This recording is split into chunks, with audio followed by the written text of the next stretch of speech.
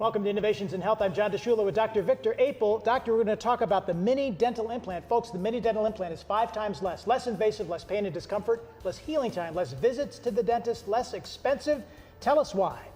Well, John, I tell you, this right here is an upper denture, and what we have in here is 6 implants, and you'll notice that the upper denture, the palate is totally cut out where the patient can actually taste that food.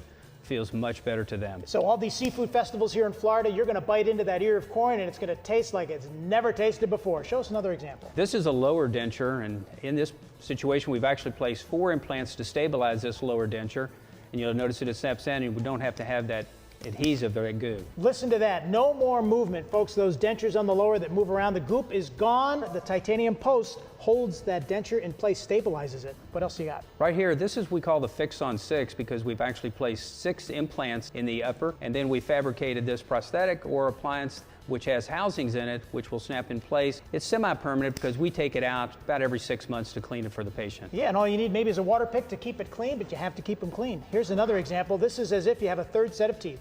Yeah, this is as close as you can get to your natural teeth. These are 10 to 12 implants, and this is a full zirconia bridge that is actually cemented in place just like your natural teeth. Look at that, amazing. And if you have just a few teeth on the side or in the front, here's another example. On the side here, we've replaced 3 teeth with mini implants that is cemented into place just like your natural teeth. You want to take care of that, folks, because if you're eating and you're chewing, you need to get that full set of teeth and a single tooth in the front. Yeah, for most people, if they've had an injury and lost just a single tooth where we don't have to worry about the adjacent, we can actually place a single tooth in there on the mini implant. It's going to bring your life back to the way it used to be. Dr. Victor Apel at 1514 South Babcock Street in Melbourne. And you call the number to find out more at 321-799-6603.